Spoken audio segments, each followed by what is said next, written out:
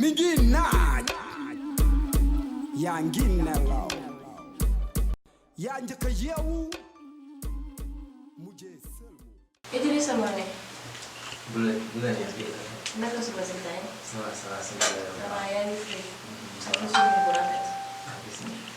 soxna Fatima moo génn fii. soxna Fatima. waaw. ak daal di suuf. non moom sañ sa nag yëfam la. ñu jox la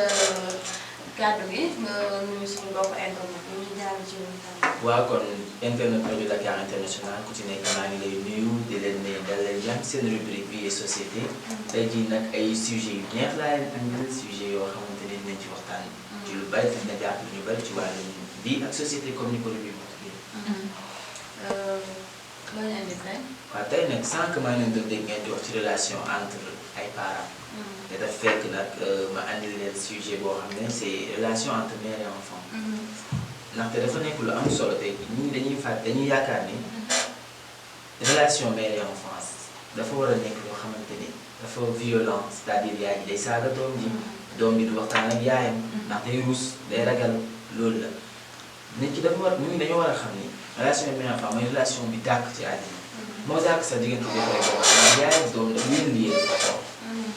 yéen a ngi doon wax léegi ne kooku noonu mooy sujet kii bés bi nga andi ne yaay ji daf ko yóbbu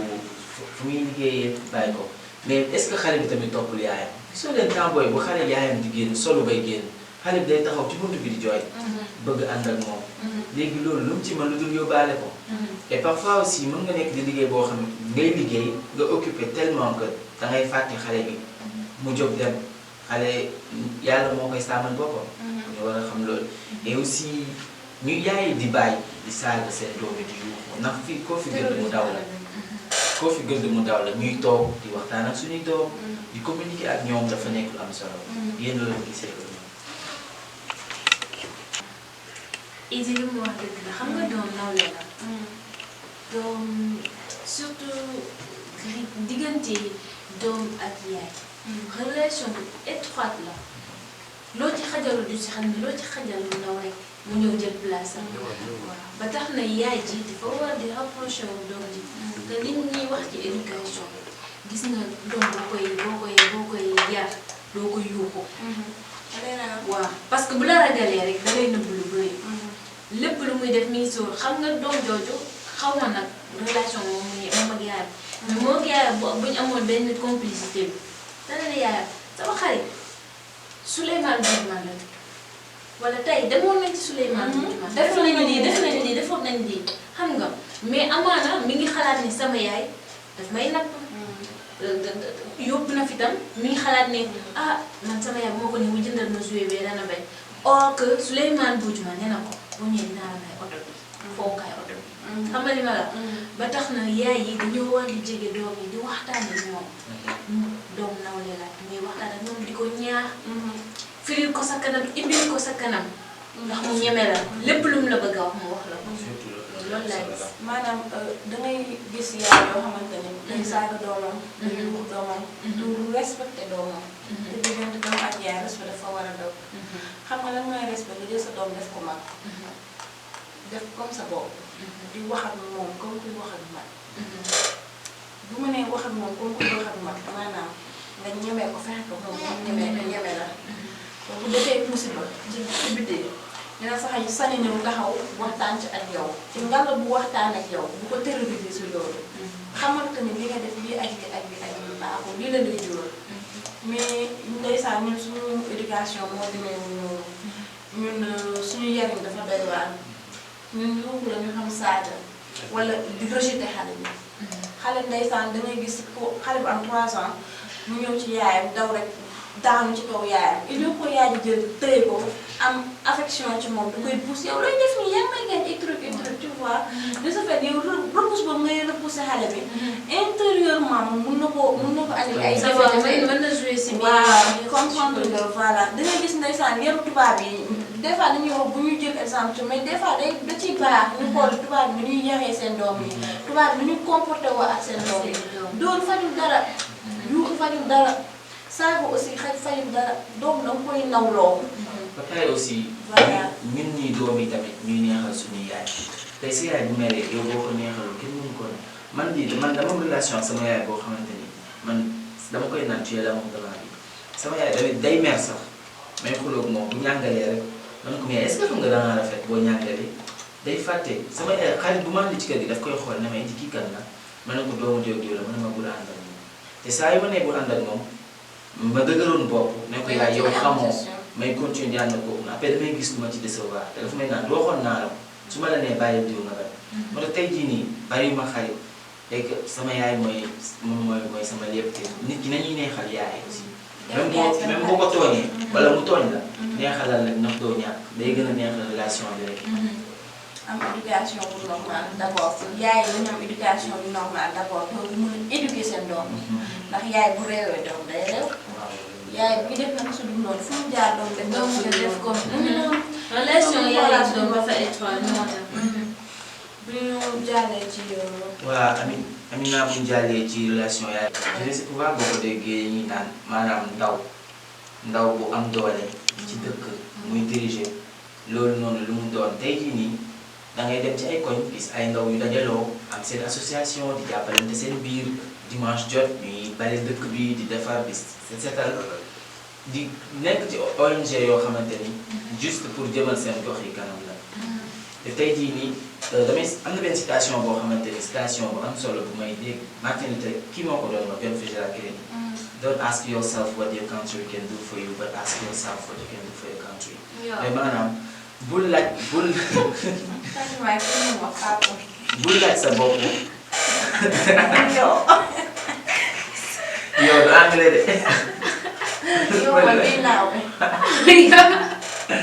plutôt yow li nga mën a defaral sa dëkk ndaw moo koy yóbbu mu jëm kanam dañuy naan dee leen bàyyi xel ci maam yi dee leen dem def comme sunu maam yi ni ñu doon defee Fatima day ree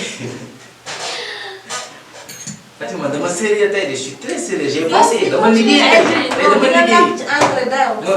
tey dama liggéey dama enquête dama tàmm di ñëw rek di wax rek. tey tey boo day kontaan maa waxam moom sànq bu muy dem. démb enquête bi daa riche. dëgg dama liggéey naan bàyyi leen xel ci magi démb yi. dañu war a topp ci ndole mais bañ ca tollee bañ nekkee ndaw. tey sëñ Touba ba mu tollee ndaw la doon def lépp la doon def. ak keneen ak keneen ci ndaw boobu noonu ndaw dafa am doole. am importance ci dëkk tey boo gisee dëkk Europe yi comme ay Allemagne. ay Canada ñuy bëgg ay jeunes africains ñoom seen dëkk. c'est juste parce que dañoo xam ne ñoom seen population dafa vieillissante ay màgget mënuñoo doxal dëkk ndaw moo mën a doxal dëkk doole ndaw moo nekk li nga xamante dafa essentiel pour jëmal dëkk kanam maa ngi leen di bàyyi ngeen jox seen avis ci sujet boobu noonu bon comme niñ koy waxee rek ndaw moo mën a doxal dëkk te dañuy faral di naan les jeunes d'aujourd'hui sont l'avenir de demain quoi mais ndaw à un certain âge bon ñun ñi nga xamante ne nous sommes à la fleur de l'âge ñun ñoo mën a doxal dëkk bi mais ñun ñoo ko mën a yàq. yaa ngi comprendre parce que quand tu es à la fleur de l'âge si nga mën a defaree nekk nit c'est en ce moment que tu peux te forger devenir une grande personne mais en ce moment que tu peux aussi te forger en étant un clochard noonu laa ko mën a xëy wala voilà so ñaari yoon la daal. soit nga jaar foofu voilà baax wala nga jaar foofu bon voilà ba tax na quand on est jeune ñu roy si ñu baax ni sur les grandes personnes si ñi nga xamante ne si c'était des héros def nañ fi macha allah loo xamante ne kenn dootu ko fàtte buñ bëggee baax roy si ñoom am ay ambition yu baax yu rafet am ay vision yu solide aussi ñun si suñu bopp am ay motivation yu dëgg. ñu bàyyi di remettre naan tey jii nga nekk xale nga ne non lii mën naa bàyyi su ma la nga koy def ci saa si à demain ce que l'on peut faire aujourd'hui. voilà. Jeunesse et pouvoir n'est-ce pas. Jeunesse et pouvoir loolu la des jeunes bu am pouvoir dara la te politiciens yi sax soxla nañ jeunes yi. voilà boo nee jeunesse et pouvoir man gis naa suñu réew ñi nga xamante ne dañ nekk jeune ñu am pouvoir ñi ciy liggéey bëriwut. dóorkat waar maanaam seen parents yi ñooy am alal xëpp ko seen doom ñu def ko foo boo demee ci plage yi ñoo fa nekk demee ci resto yi ñoo fa nekk boo demee ci boîte bi aussi ñoo fa nekk ñu gis benn bouteille ndeysaan ñu jar ay xaalis bu takk bu bëri ñu sànni ko fa foo yi bëri na est-ce que tamit loolu tamit duñu rapporté benn affaire bu nekk mais yaakaaroon ni parce que da ngay dem ci réseaux sociaux yi gis ko mais est-ce que loolu la ñuy dund vraiment am na benn influenceur sénégalais bi may suivre doomu politicien bu mag la fi ci dëkk bi boo ko gisee moom newul woon Sénégal Angleterre newul foog fekk mu ngi dem boîte mu ngi ànd footballeur yu célèbre yi boo ko xoolee kii mais tey jii dafa créé benn projet benn projet boo xamante ni day dem ci orphelinat yi ci daara yi di leen jàppale di investir foofu noonu tey jii nii boo ko xoolee ci loolu lay concentré te début bi loolu yëpp gisuñu woon loolu dañ ne woon kii bàyyam dafa am xaalis moo taxoon mu fuy mais United Project noonu la kii bi tudd mu ngi dem di jàppale jeunes yu bari di jàppale orphelin yi laaj daal di ñoo faa dafa demoon Saly boo ko xoolee mu ngi dem ci benn orphelinat foofu xale yi voilà dem jàppale xale yi aussi gis naa ko tamit muy def ay voilà ñu ngi jàppale dëkk bi di may ay doom dimbali soxna ay tamit jeune la comme man aussi jeune laa yow jeune la keneen ak keneen jeune la ñu fexe ba amal suñu bopp fexe ba dimbali suñu réew fexe ba sukkali suñu réew fexe ba jàppale suñu réew ndax dëkk bi suma yàq mais tey dëkk bu fi gën a taxaw soo xoolee jeunesse bi la jeunesse bi ko gën a moo boo tax moo tax mu nekk tey dëkk bu ngande voilà am na solo waa tey loolu laa leen indiloon tey seen rubrique Vie et Société voilà macha allah am na solo bu ñu jógee ci loolu ba mu mënee dugal benn son bu ndaw ñu dem suñu horoscope du jour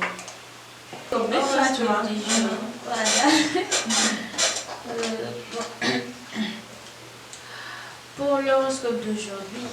on va commencer par Bélier. Le moment s'annonce déterminant pour beaucoup d'entre vous. Si des problèmes se posent dans votre couple, vous ne pourrez pas faire semblant. Pour ceux qui sont de Bélier. Pour ceux qui sont de Taureau, si vous êtes célibataire, Mars, un aspect harmonique déculpera votre capacité de séduction et de votre désir de conquête. Posément, en couple, votre relation s'annonce facile et harmonieuse. Vos meilleurs terrains d'entente,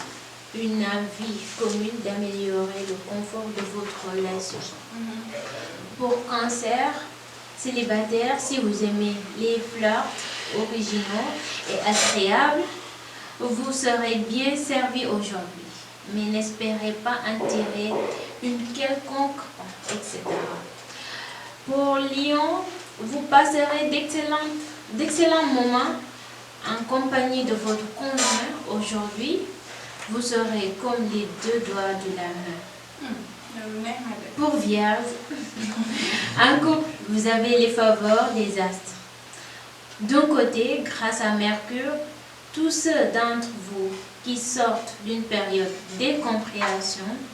pourront, etc. Pour Balance,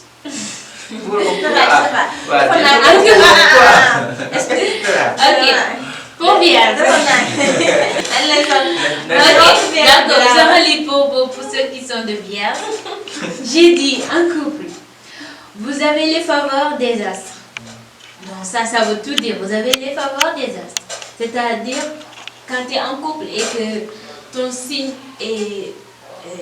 zodiaque est Vierge, aujourd'hui tu as la faveur des astres. C'est-à-dire, tout ce que tu peux faire, tu as 90% de réussir. Non, de réussir. Voilà. Donc, côté, grâce à Mercure, tous ceux d'entre vous qui sortent d'une période d'incompréhension, voilà, pourront peut-être gagner, avoir une relation peut-être qui est douce. Voilà.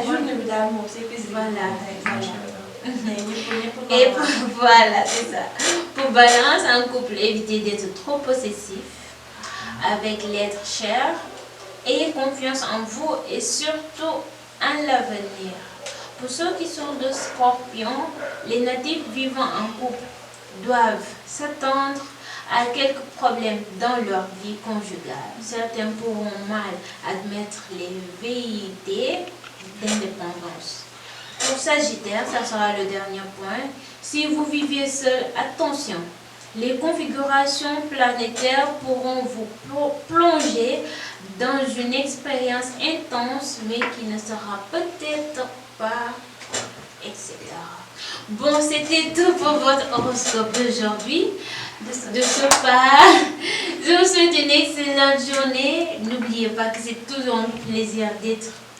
avec vous, d'être en face de vous faire plaisir à chaque fois. Et continuez à liker, partager le maximum, invitez vos amis, abonnez-vous sur notre chaîne YouTube et je vous donne rendez-vous à demain. Inch'Allah. À demain pour une autre rubrique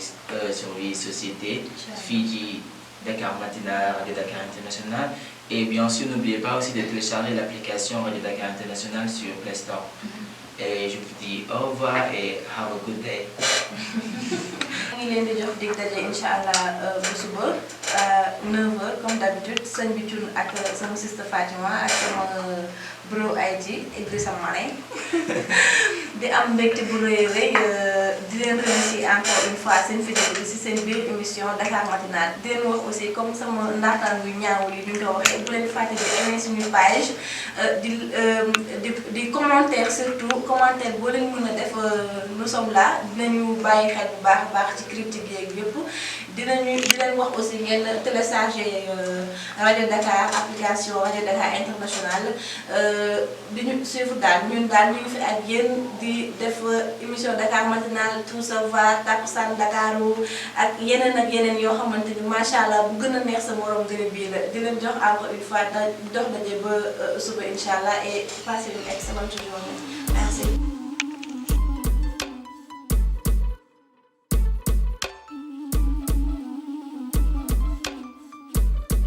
Xipil xool yeewul boog mi ngi naaj yaa ngi nelaw